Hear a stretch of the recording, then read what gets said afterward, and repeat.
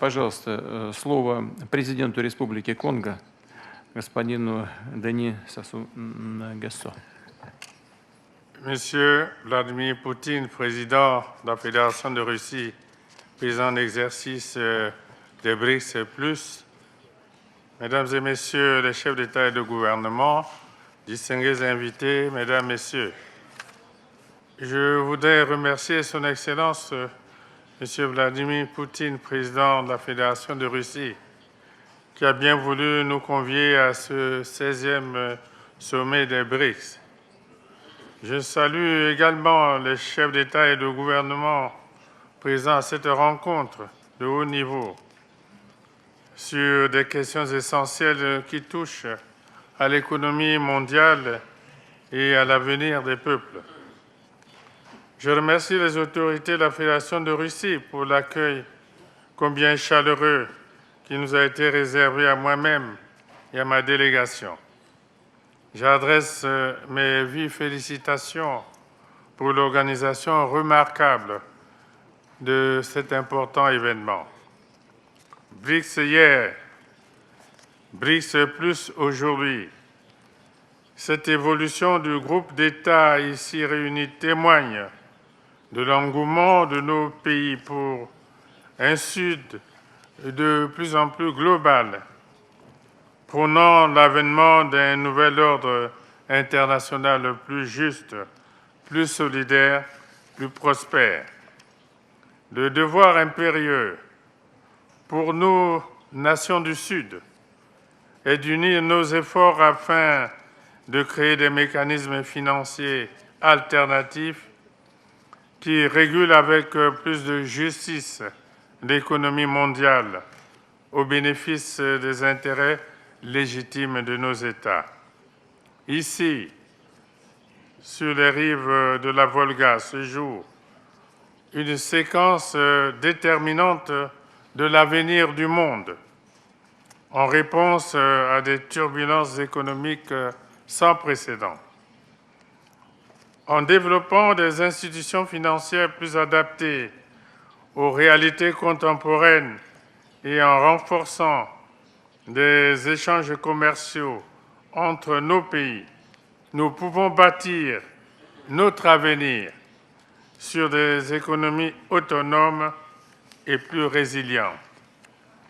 Une telle approche implique de réformer les institutions financières internationales pour qu'elles reflètent davantage les réalités économiques actuelles et prennent mieux en compte les attentes légitimes de nos peuples.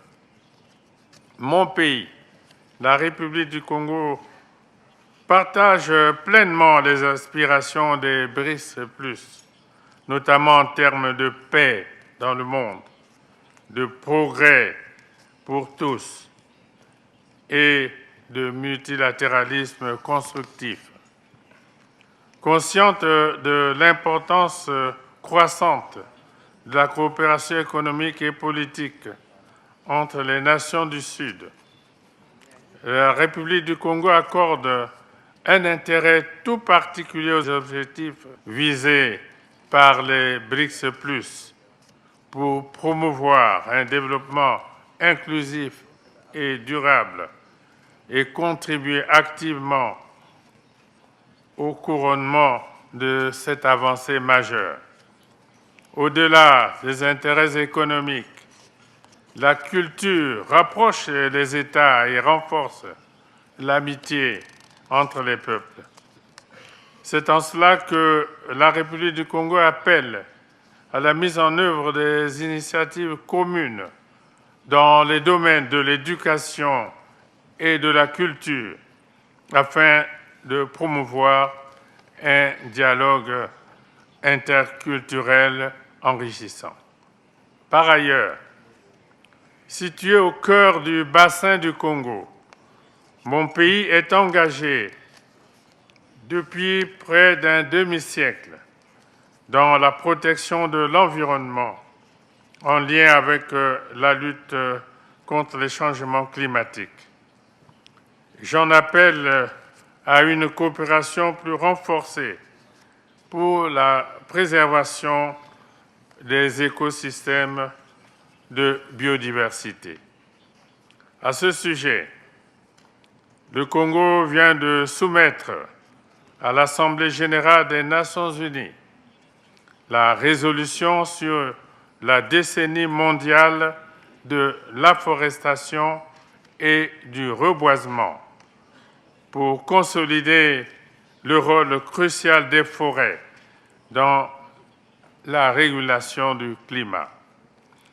J'invite donc les BRICS+, à se placer à l'avant-garde de cette lutte au service de la survie de l'humanité entière. Tout en saluant vos efforts en matière de protection de l'environnement et de réduction des émissions de gaz à effet de serre, je sollicite l'appui des BRICS+, en vue de l'adoption de cette résolution par les Nations unies. Je vous remercie. Большое спасибо, уважаемый господин президент.